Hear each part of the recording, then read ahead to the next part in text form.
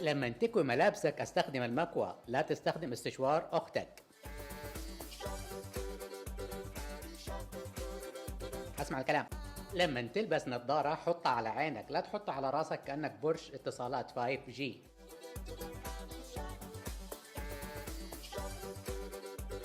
علم. لما تسوي قهوة اشربها من فمك، لا تشربها من أصابعك علشان لا تهلكنا بتعليقاتك.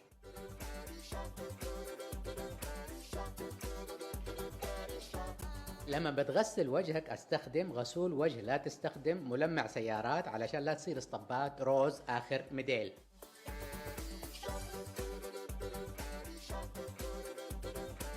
لما تبغى تلبس كاجوال البس كاجوال، مو تطلع بيجامة وتقول لي لابس ريلاكس. تراك رايح مشوار، ما انت طالع تنام في السيارة.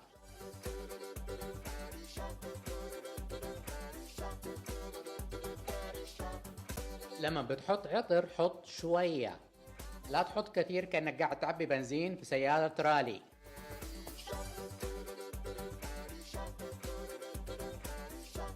بعدين معاك.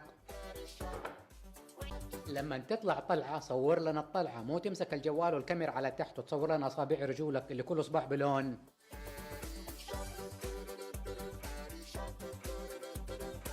لما تشتري ملابس البسها، مو تعلقها في الدولاب وتنساها كأنها بضاعة غسيل أموال.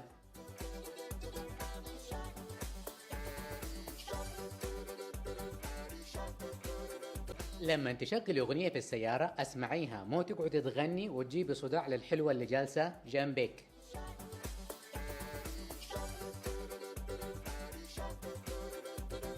ارحميها.